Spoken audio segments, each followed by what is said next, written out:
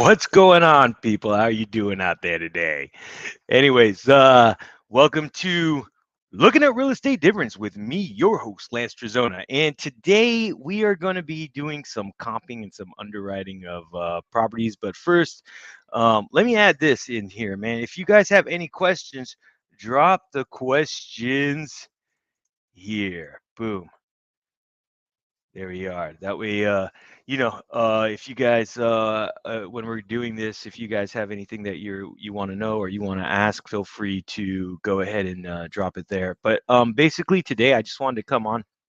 Uh, we're looking at a few different properties in in our market in Texas, and we're about to underwrite one. And I wanted to one come on and just sort of do this, record it, and that way, if anybody is watching this in the future or whatever, they can do this on their own as well. So, hold on, excuse me. Oh, wow, and I'm back. But anyways, and then we're going to be comping another one. We're sort of looking at a new area in Southern California that we're thinking about doing some investing in, and so we've been deep diving into that market for probably the past 3 weeks. And if you see me looking off camera, it's because I'm about to bring on my partner, Zee Sanchez, but people just call her Z because she slashes the real estate market with her Z brand. Anyways, so yeah, so we're gonna be comping another one of those properties as well. And let's get into it. So I'm gonna bring Z on real quick and introduce you guys to her. Hi, Z. Hi.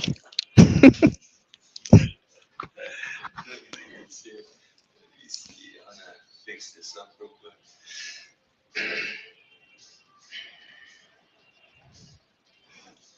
Okay. So this is my partner Z. She's actually sitting right next to me. So when you see me look off screen, you can know who I'm talking to. So we have gone into the San Antonio market. I don't know. Can you hear it echoing? I think it's the echoing. Hold on, technical difficulty.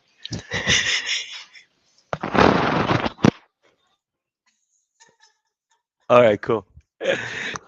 As you can see, I just totally like reached over there, so she's actually sitting next to me. So we do this quite a bit together. We come in and we go ahead and take a look at different properties that we're interested in, and we go ahead and I'm going to share my screen real quick with you guys. We go ahead and we break it down into a spreadsheet that sort of gives us all our numbers that we'll be looking at. What our loan breakdowns are going to be, what our estimated cash due at closing is going to be, what our estimated expenses are going to be, what our estimated selling costs are going to be, and then we go ahead and we get a total what our estimated ARV is, and then that'll give us what our profit will be. As we go through our fix and flip, because that's what we're looking at the two properties today for, is basically fixing and flipping. We're not looking at holding these. We've already decided what we're going to do, what our exit strategy is going to be. And so we do the loan breakdown, and we have a whole nother category. So as we go along, we plug in numbers because there might have been something unforeseen, like one of our current projects we're working on right now. We had thought about initially uh, going and putting in mini splits, right? Mini splits. But what we ended up doing was we're going to be putting in a whole HVAC system, central air and heat. So we made the adjustments because there's a little bit more of a cost. So we had to adjust for that as well. So that's where we sort of put all that stuff in. Um, so up here at the top, we put our property. If there's an agent, we'll put the name of the agent so we know who we're contacting, and then we'll put all the information about our property right here, and then we'll take 3 comps. Now, here's the really cool thing about that. Taking 3 comps seems pretty easy, right? Like, seems like, oh hell, man, we go on Zillow, we look at the sold housing things, and boom, we'll get the numbers and be able to comp that. And what I'm sorry too, and let me step back. What comps mean is comparables. So we are just basically taking the property that we're interested in, and we are comparing it with three other properties of like kind. So if we're taking, let's say we're taking a 2-bedroom, 1 bath, we're going to compare it with three other 2-bedroom, 1 baths. We want it to be the same, sort of the same square foot. We want it to be the sort of same lot size, same year built. So we can get a real good estimate of what we will be offering. Now the goal is to find a 2-bedroom, 1 bath that's already been totally rehabbed. So you can see what the ARV would be. That's what you're really looking at, right? You're when you're doing comparables, you're looking for what the ARV would be. And so basically, you want to find the best house out there that sort of fits the same specifications as your prospect, your project house, let's say. So, um, excuse me. So basically, with that being said, I don't see any questions. So I'm sure somebody might have some questions. You could drop them in my social media if you do. But with that being said, let's go ahead and take a look at the one that we're actually currently looking at. And I'll show you some tools to use because, like I said, you would think that you could just go on Zillow, right? So let's try that real quick. The address that I'm putting in is going to be 114 Shenandoah Street. It's in Texas. We love the San Antonio market. Um, that's where we're currently investing. And hold on, let me do this because I apparently can't talk and type and do everything at the same time. But we love the San Antonio market. That's where we're currently investing in, right? And so we actually drove by this house last weekend when we were in San Antonio looking at our other projects, and I took the address down and the number down and all that other good stuff, and was able to visually see it from the get go. So I know what it looks like without, even without looking at the pictures. But you could see that this house is 195, right? And as we're doing this, I think Z in the background will be plugging in numbers so you can sort of see what our Excel spreadsheet is, and how we build it out. But basically, this house is going for 195. You can see it's a 2-bedroom, 1 bath at 639 square feet. Um, they want 195K for it, and it's been on Zillow for 135 days. So you could see that right now, 135 days on Zillow tells me one thing really loud. This probably seller is not really motivated. Um, I'm sure he's probably got some lowball offers from wholesalers or other investors, and I don't know. I don't know what his situation is yet. I haven't even talked to him. So, but we're trying to figure out what our numbers would be, so that way when we do approach him, we know where our limit is at, and we can sort of figure out what he currently wants because he wants something. I just don't know what it is. So, what we would do is we would put all this information into our Excel spreadsheet, right? Like I said, we're going to put the bed, bath, square footage. You can go into facts and features right here in Zillow, and then you would look to see what year it was built because they'll tell you that, as well as the lot size. So you'll take the lot size right there. It's the construction. The year built was 1928. You can see that. Um, and here's the lot size too. Um, so you can sort of, get all the information that you need off of this Zillow listing.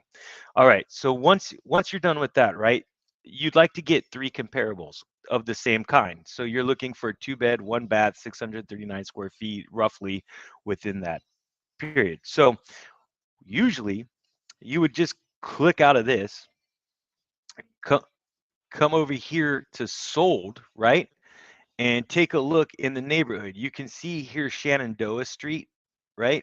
So this is Shenandoah Street right here. This is the street that we're currently looking at. Now, if you look over here to the right, You can see there was a house that sold in this area that I'm sort of concentrating on back in October of 2022. But the problem is you don't see the price. There's no price I in any of these. So you're like, well, why doesn't Zillow have a price telling us what it's sold for? And that's because the state of Texas is currently called a non-disclosure state. So in a non-disclosure state, they're not allowed to disclose what the property sold for. Like the state of California, you could go and plug an address into Zillow. And here, let's just do that. Like I don't even know a California address. Let's see, 745. I'm just uh, putting one in right now so I could show you guys here. So 745 North, you could see this estimate. You can see, let's go into home details real quick. And this one might see, so you can see it last sold in 1998 for $192,500. So in the state of California, we're a disclosure state, so you can go to Zillow and you can get comps like that as well. So you're like, well, Lance, well, how does that help you out in Texas? Well, it doesn't. Zillow doesn't really help me out in Texas unless I'm looking at pictures or trying to find properties that are for sale. But then they have this other tool, right? A lot of real estate investors or people that are investing in real estate use it. It's called Privy, and you can plug the address. And let me just show you guys. I had already pre-populated it, but let me show you this whole thing. So what you'll do is you'll just come to Privy, right? And I don't know why it's not doing it. But anyways, you'll come to Privy. Let me see if I can open it up over here in another. Yeah, here we go. Let me open it up in another dashboard for you guys. Okay, so this is how Privy looks. It's a paid service, so I actually pay for this service. It's a really useful service. So I'll come over here. I'll pop the address in. There it is right there. Brings it up. Here's the house. So basically, what I'll do is there's a little tab right here called comparables. It'll go down and it'll give me all the houses that have sold in that area. So all these houses have sold. Um, I already know just because I've done a little bit of this before I came live just to make sure it was going to flow a little bit better. I'm not wasting everybody's time. But I know 609 Virginia is pretty much well the closest house to ours. So it's a 2 bedroom, 1 bath. It's at 726 square feet, which is fine. Ours is at 639. This one was built in 1920. Ours was built in 1928. So when I click on this, I want to see what it looks like, right? It sold for 220,000 on March 31st of 2023. And Privy gets the data from the MLS. You can see that little circle right there. That's basically telling you it's the MLS. And maybe I'll make this a little bit, yeah, so you guys can see it a little bit clearer. So that's the MLS data right there, right? Um, and now I just want to go through and see it. It looks great from the outside. The exterior looks nice. Um, the paint job's good. They've got a nice new door in there. Look at that. LVP flooring.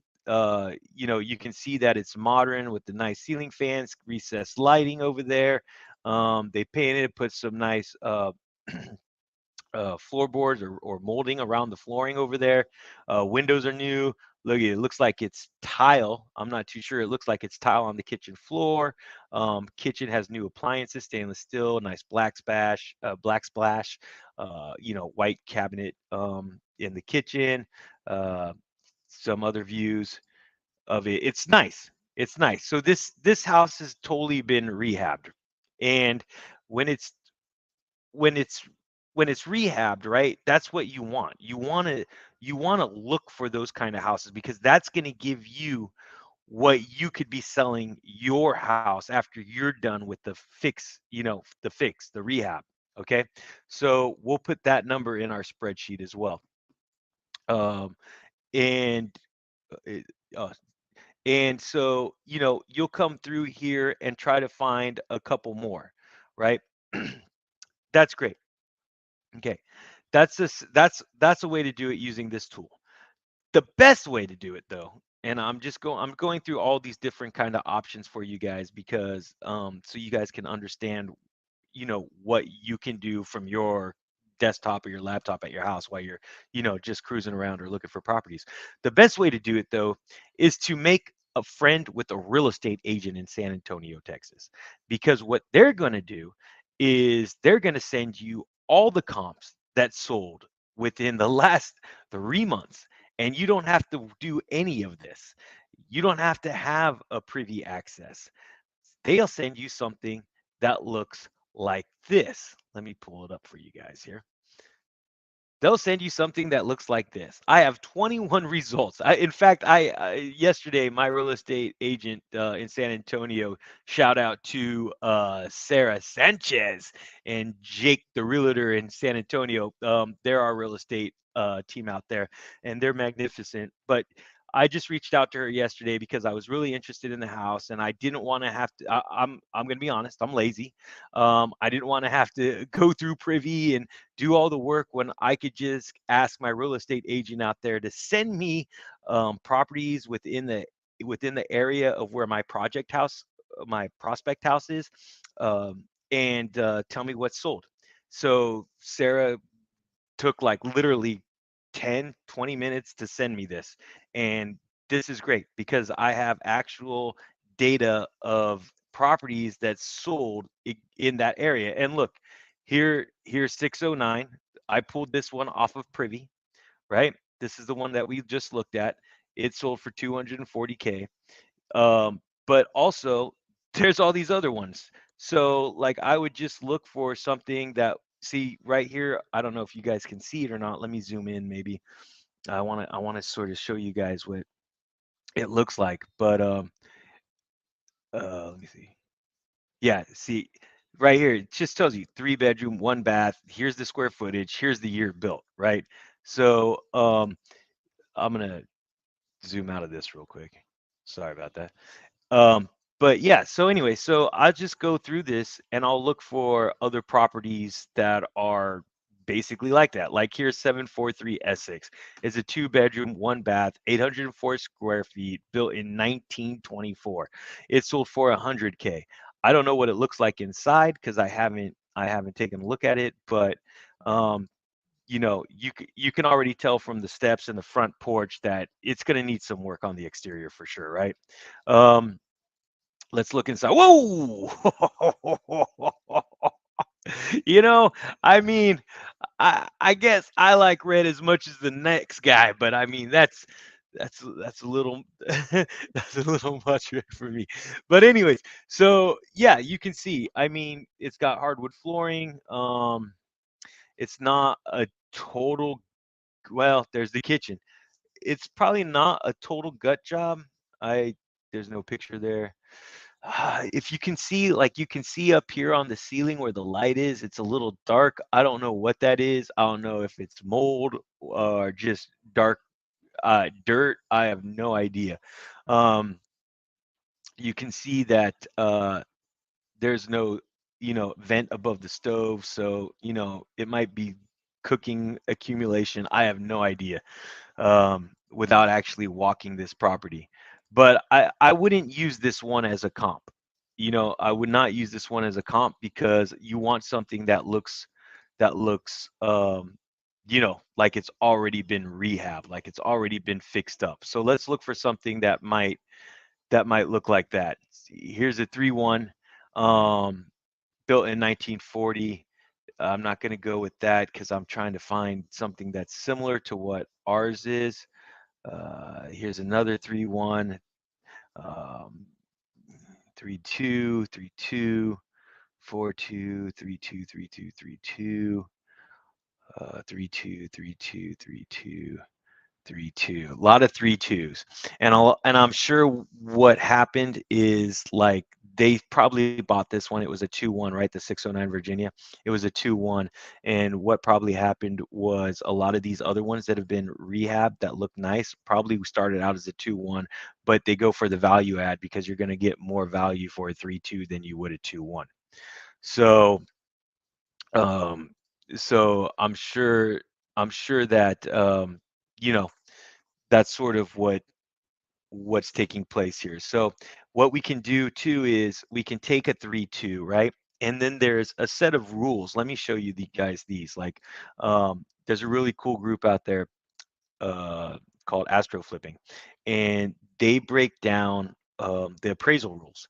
So what you can do when you're comping is you can sort of use these as a guideline.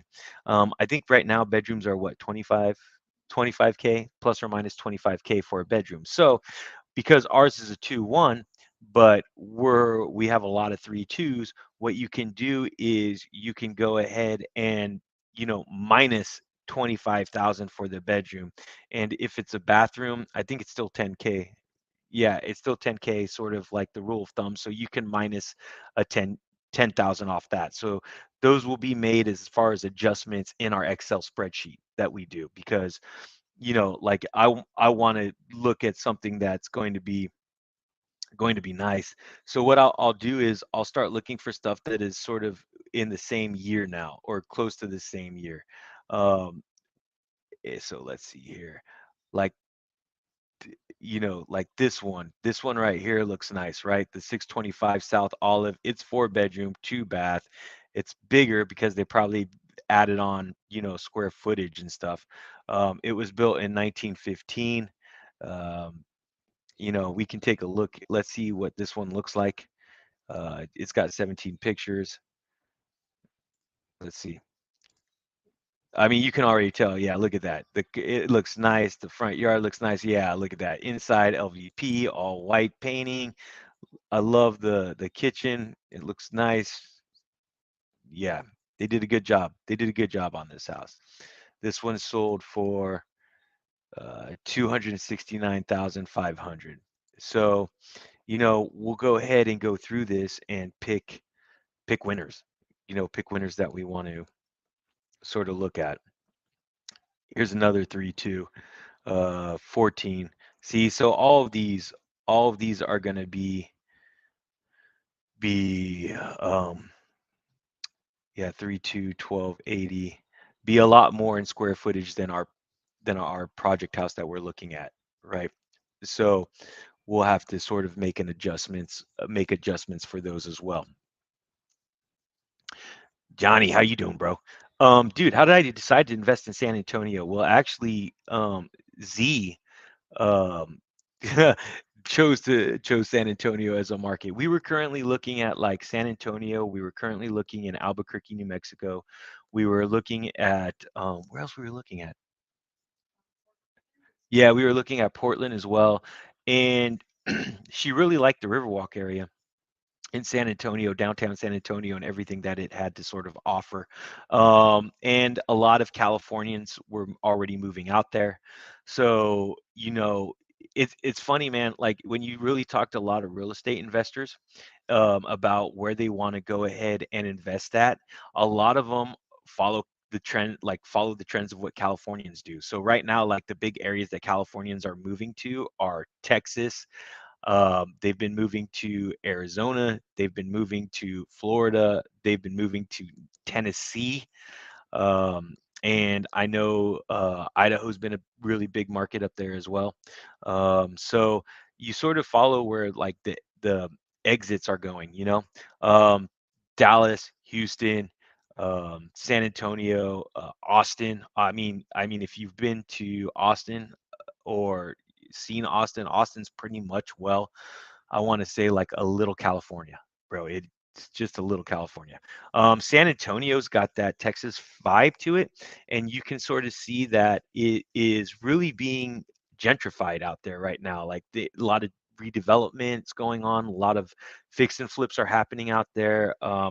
The Riverwalk is such a big attraction that a lot of people from other states get out there, and so when we went out there last weekend to sort of look at our projects out there, we noticed that a lot of the neighborhoods that are surrounding that area are really being sought after, and a lot of developers are in there building like two story like townhome kind of type units, bro. Like it's just and just the vibe. Like you can tell, like pretty soon little hipsters are going to be out there, bro, running around. Their mustaches are going to be waxed and their little fedora hats are going to be on and they're going to be sipping beers and shit, dude. So um it's up and coming. So basically, and the entry point too, bro. The entry point was really key too, because here in California, I would love to be investing in California, but California has seen so much appreciation within the last 2 years. Me personally, in my opinion,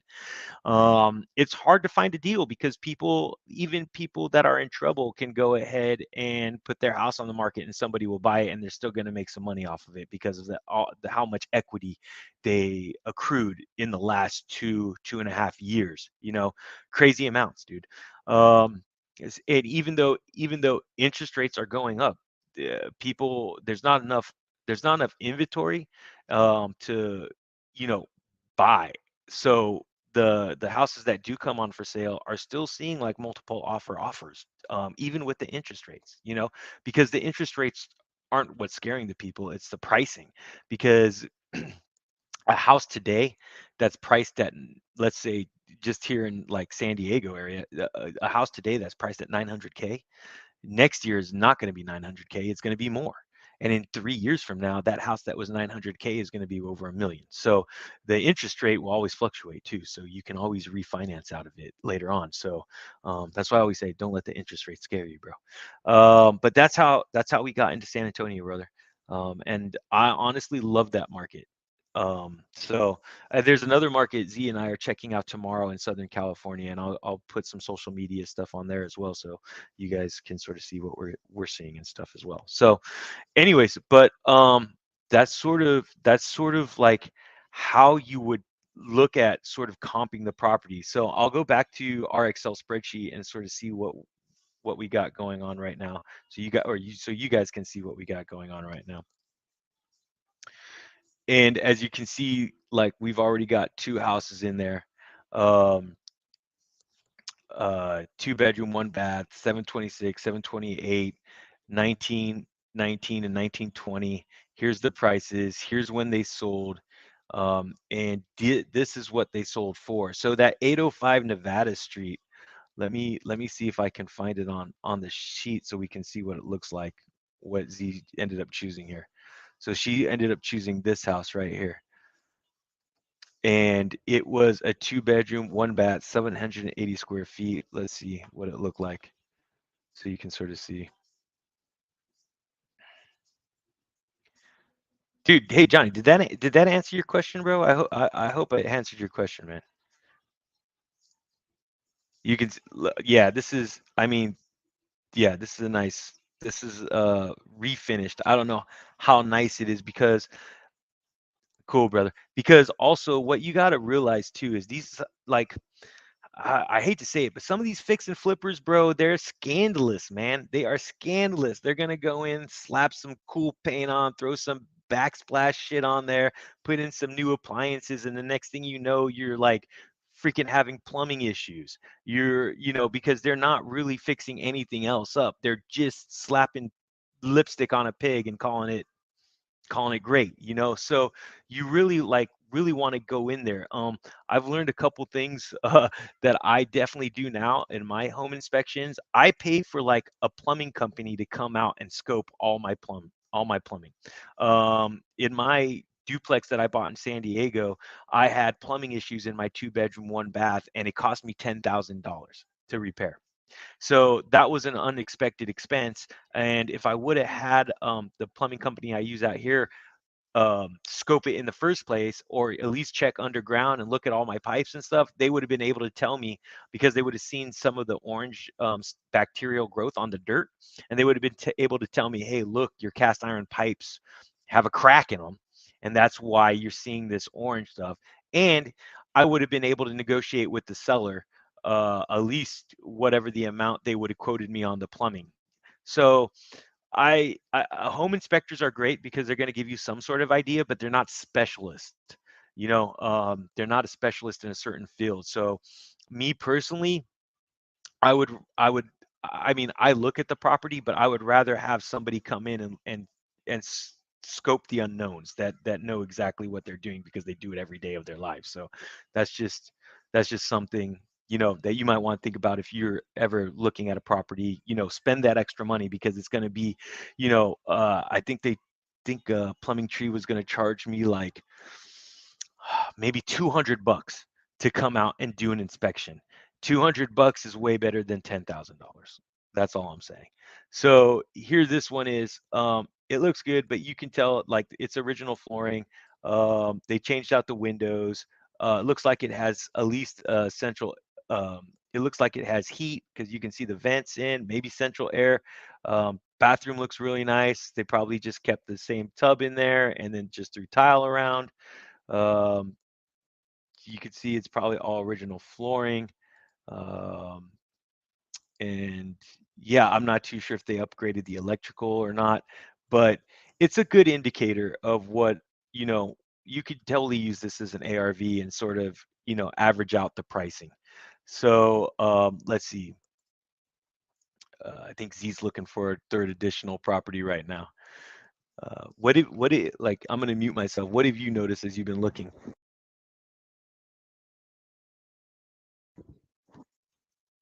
All right. Well, there's not many. I'm trying to stick to the two ones, just so we don't have to do that whole taking away or adding 10%. I rather do that if I actually have to. So I'm going into Zillow, I'm going into what is that, realtor.com. So I'm looking in different websites, not only Privy, to see what houses sold around that area. So I'm trying to really stick to that neighborhood only because that is something that I learned when we first started doing this. I know we were sticking to the zip code, and the zip code, and also in San Antonio, the areas, they're all very different, and they're all called differently. So we stood to our area, and what we found out when we were doing the comps is that if we're doing comps in an area that's like, I don't know, like maybe 8 blocks away, it's very different 8 blocks away from actually your block. So right now I'm just trying to stay very close to this house, and it's a little hard to find two ones. But I mean, we'll find them. We just have to really be digging, and then if we have to do the math and use a 3-2 or whatever the case may be, then we'll do that. But also another thing is the square footage. It's very small house. The lot's not too bad, but San Antonio also has very large lots. So finding one that's about 5,000, it's not as easy as finding one that's like 8,000. So that's more math to do. And not that, I don't want to do the math, it's just that it's better, we get better comps if we stay very close to the same square footage. Hey, and I don't know, Johnny, if you're still there or not, because you asked the question about why San Antonio, and I was telling you about developers coming out and stuff, bro. But this is what is being built out there, a lot of this kind of style. So what they'll do is they'll take a huge lot right now, and they're already like building these kind of two-story, like next door to each other townhomes in this area. Some of them some of them look very modern. You could tell they didn't keep with the theme of like the Texas kind of, look.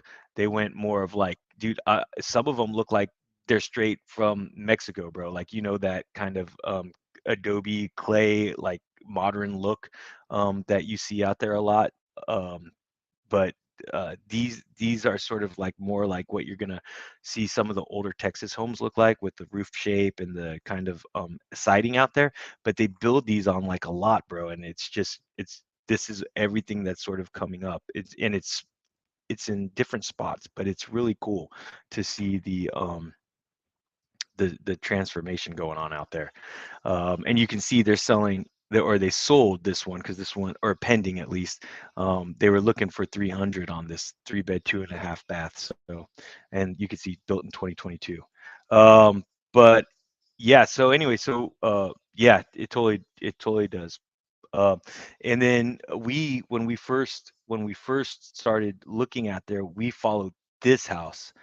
This is a house that we sort of looked at. It when we bought our house, this one just went on the market, and and you could see uh, they did a really good job, and it's like literally 2 minutes away from where we're at, and it just sold about maybe 4 weeks ago, and they sold it for 369.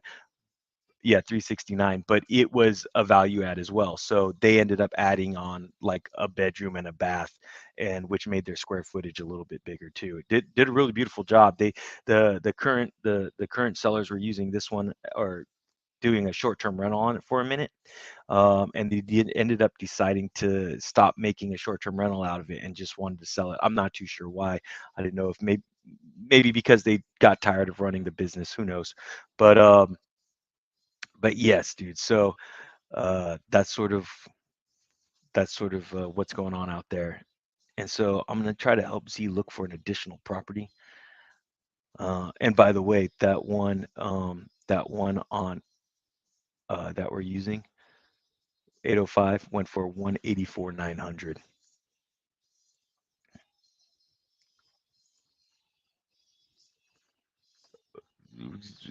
What do you mean? What? Tell me, what do you mean, Johnny? What would I have done on what?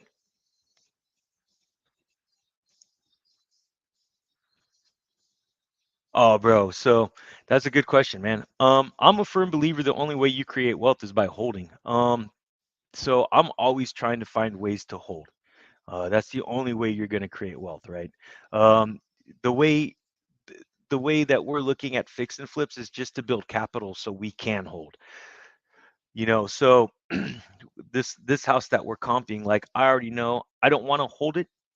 Um, I don't want to hold it. There's an opportunity here for just a quick turnaround, because it doesn't need an extensive amount of work. But and I want to sort of make this a project where I'm trying to bring other people in as well. So once I figure out the numbers and once I'm able to lock this up, cross your fingers, I'm able to lock it up, then I want to bring other people in on this project as well and make money together. So I want to just turn around in 3 months and flip this, and then put a little capital in our pocket so we can reinvest in another property, and maybe that one will be a long-term hold.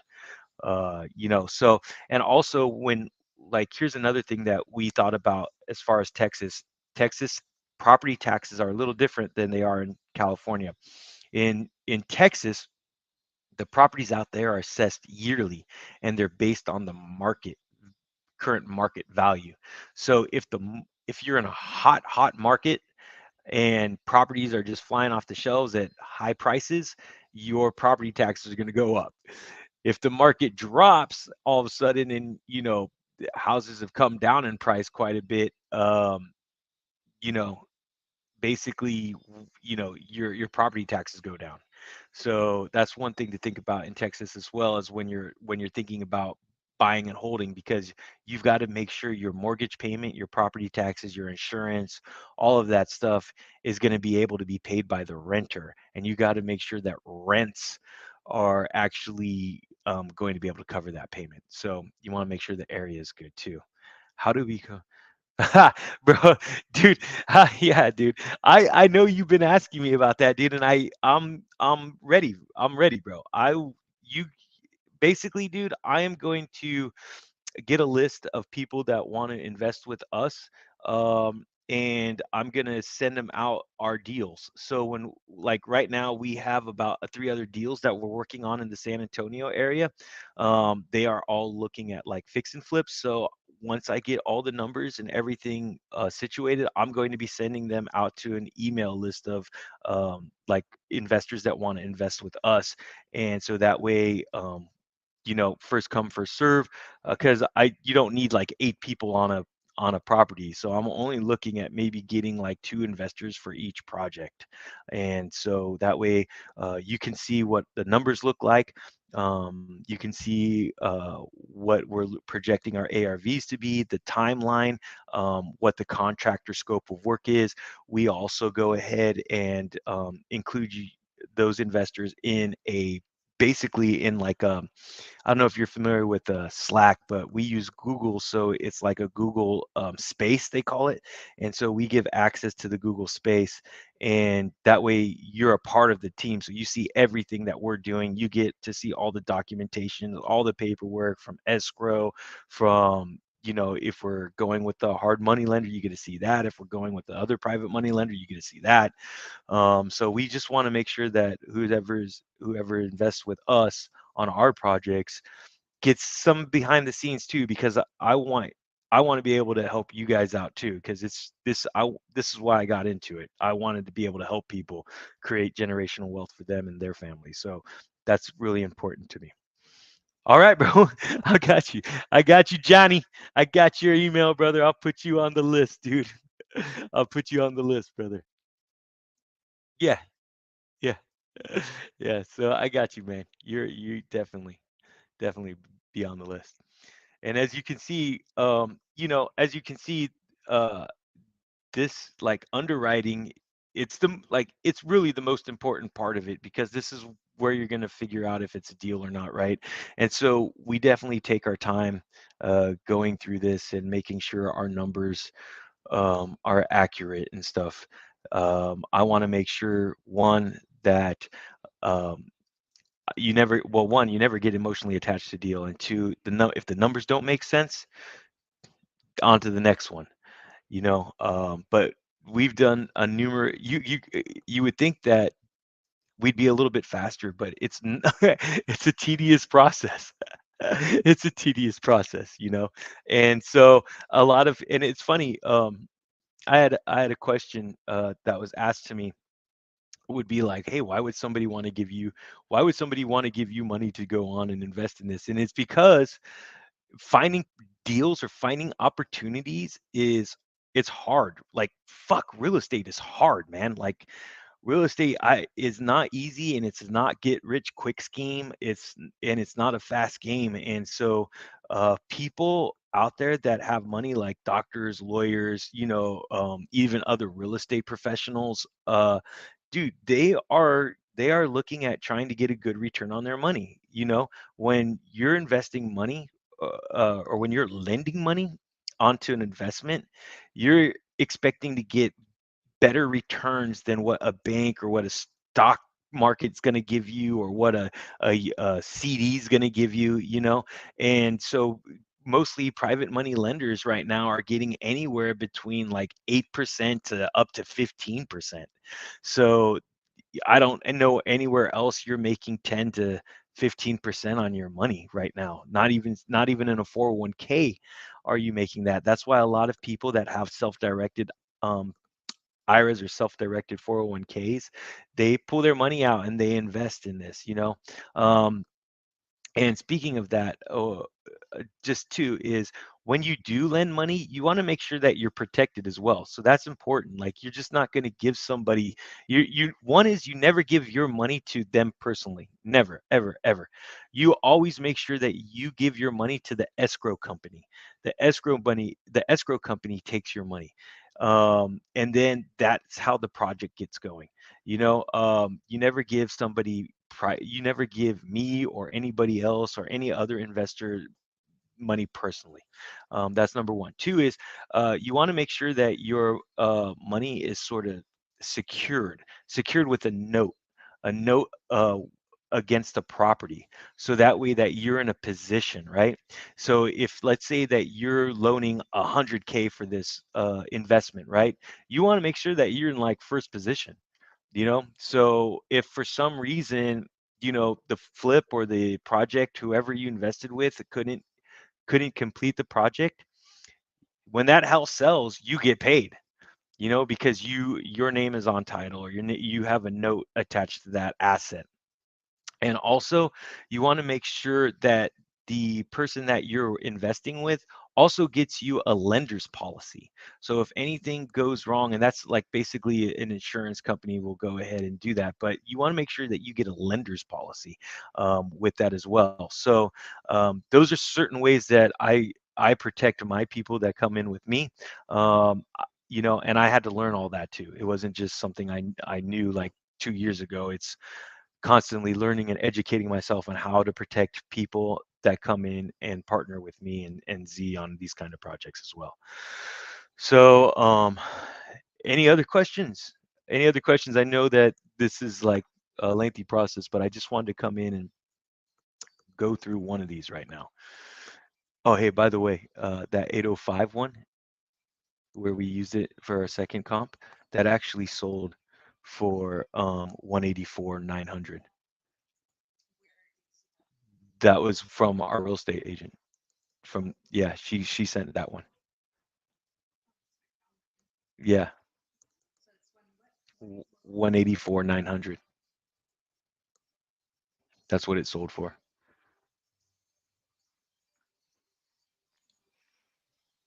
Okay, I made the change. But that's also the thing with us going through different websites like Privy and Zillow and Realtor. They don't all have like the right info, so you're kind of just estimating. So what I did here on this last one, did I change it? I changed the yeah. Okay, so what I did, oh, I didn't change it. But no, hold on. So what I did here on this last one, I time traveled with that one. So if you notice, it sold a year ago. Um, that one's a 2-2. It's like down the street from the house that we're looking at. It's a little bigger, but it also has an additional bathroom. The lot is smaller. If you notice, 4,095 compared to the one we're looking at, that's 5,271. That one a year ago sold for 229,979, and it was a rehabbed. I don't think Privy has the pictures, but I believe Zillow does. So what I did, I made the market correction. I deducted about 35,000 because houses were selling for more money a year ago. And then for the additional restroom, I took away 10,000 because I figured they made an additional 10,000 because of that extra bathroom. So this year, if that house would sell like it is now, all done up, it would probably sell for about 185,000 for $182.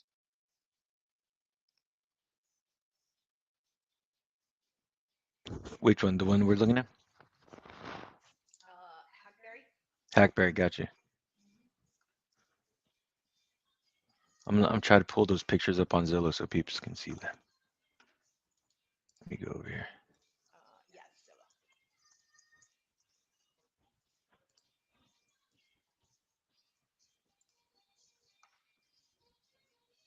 And this is the house that she chose.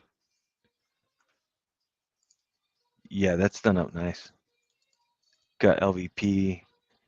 The kitchen's nice. Can you see the pictures in the bottom of how it used to look? How the kitchen used to look.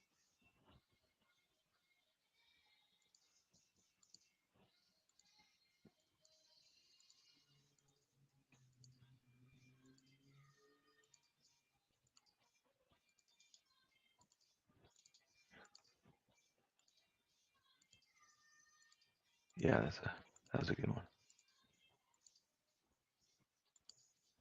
They look like they just posted like 42. Oh yeah, There's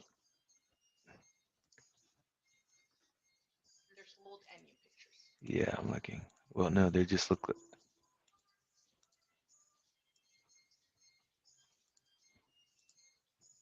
No, I didn't see the. Where's the old pictures at? Bottom. Of Zillow? On Zillow.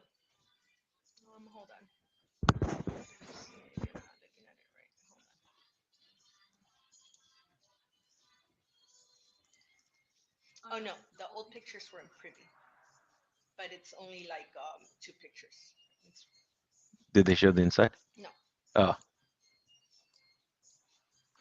no, but that's a good selection.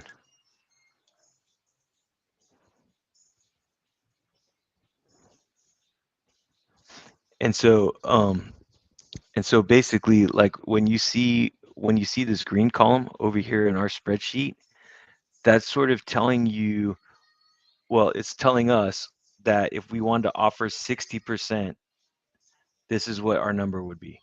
50% would be this number and 40% would be this number. So the way you look at it, or the way we look at it, is we're either offering 40 cents on the dollar, 50 cents on the dollar, or 60 cents on the dollar, depending on, what we think the rehab would need to be.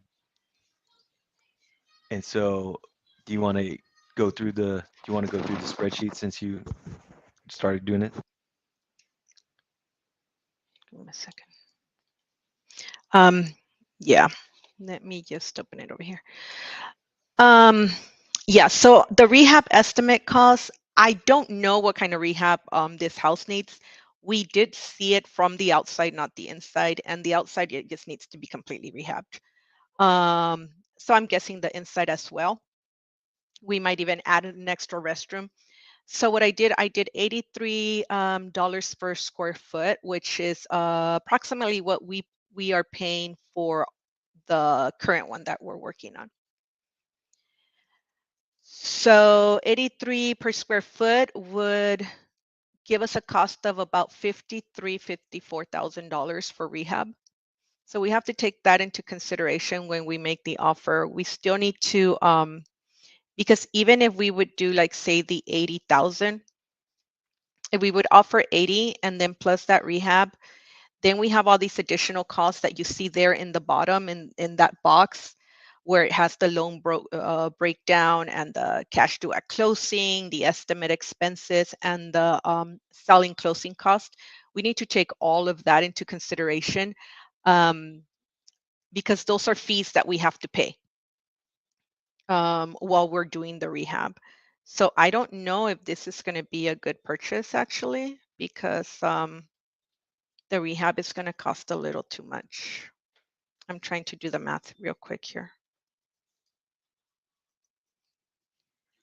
Yes. Of the inside? Actually, I didn't.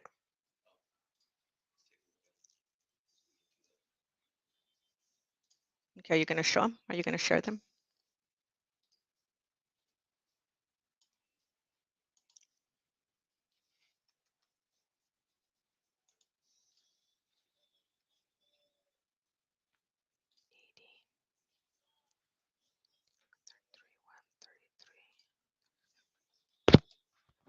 All right, while you do that, I'm doing some math over here.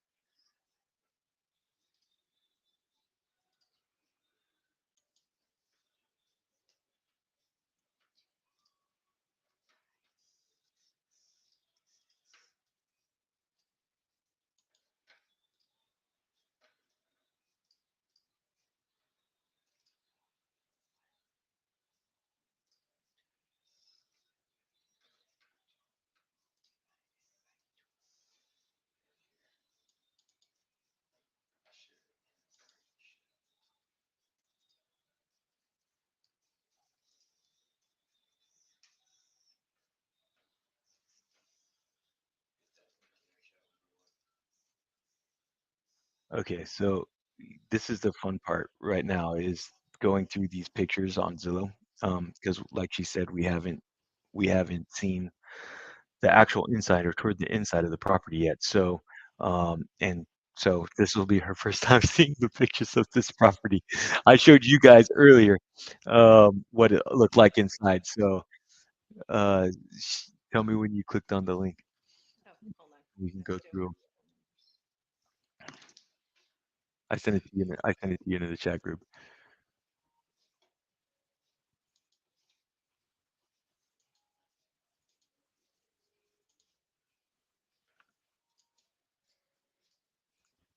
Oh, dude, that one. Let me see if Sarah. Let me see. Hold on. Let me send you this one because maybe 114. Yeah, here. Send this one to you here.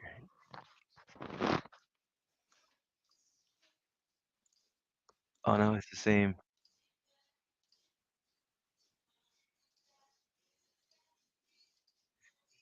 It's the same four. Okay, so there's only four pictures. Four pictures on Zillow. Okay, so I'm looking at the pictures now, and they still don't tell me anything. So I'm still going to assume it's a complete rehab. That's what I like to do when I don't know what the inside looks like, just to be on the safe. No, Um, I mean, it's not horrible. It's not the one we're doing right now was horrible. This ain't horrible. This ain't bad.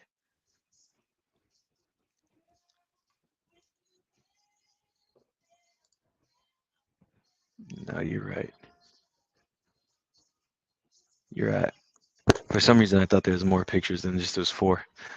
So yeah, so we would definitely have to just plan for the.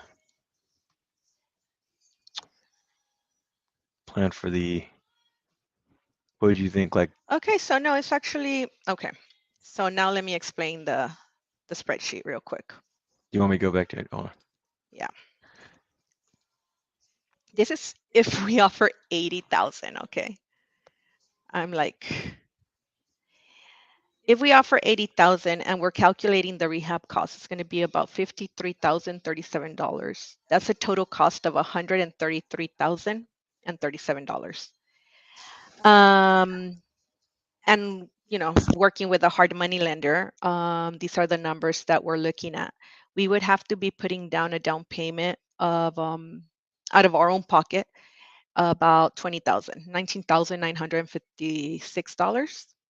So therefore, the hard money lender will lend us $113,081 with an interest of about 11%. It could be a little lower just because we've worked with them before, but let's just keep it at 11%. So with that said, we are paying a total of $7,259 in interest for 7 months. Because why 7 months? Because we're hoping we get it done in 7 months. With you, like 7 months, we feel like is a really good time to go from purchase to sale, because usually what you're wanting to do is you want your contractors to be done in about 3 to 4 months, and then you're thinking, okay, cool, at the worst maybe another 3 months to put it on market and sell it. So 7 months gives you a lot of time. Saying that your contractor is going to take 4 months to do a rehab and then 3 months to sell it. So that's why we went with 7 months. Okay, so then we are going to have other charges like if you see here, the origination fee, appraisal, survey protection, insurance, title company, all that good stuff, which is going to total to $29,312 plus the interest plus miscellaneous expenses. I did that because it is in San Antonio, so therefore we are going to be spending money in travel. So that's about $41,571 in addition. So if you look at the last box, the estimated selling closing cost, when we sell this house, we have to pay the loan back plus all the expenses, and then the escrow and the realtor's commission. Um, I put down 34,000. That's just the number that we always use just to keep it on the safe side. It's probably going to be less than that just because the realtor's commission is about 6%. This house is not going to be that expensive. So the amount's going to go lower probably by another 10,000, maybe even 15. So the total cost is $188,652. The estimate ARV is about 196,794. So about $197,000 we could turn around and sell this house. That only gives us a profit of $8,141. We have to think about when we look at a profit that low that there might be additional rehab. At this time, I don't think we could make a smart decision without actually looking at the house and having somebody walk it, having our contractor go in there and look at it to actually tell us what kind of work it needs in order for us to be able to sell it for about 197 to 200,000. Right now, they're all estimates. They don't look good, but there might. I mean, he might walk in there and say like, "Hey, it only needs, the kitchen redone. Everything else looks good, as long as it doesn't need foundation. It doesn't have a lot of foundation problems and plumbing, like those big items. Then I think the numbers would be looking better. They would be more promising." When she's talking about the estimated selling closing cost, when we look at the escrow and we look at the real estate's commission, right? So rule of thumb is real estate agents get or when you sell a house, agents commissions is 6%.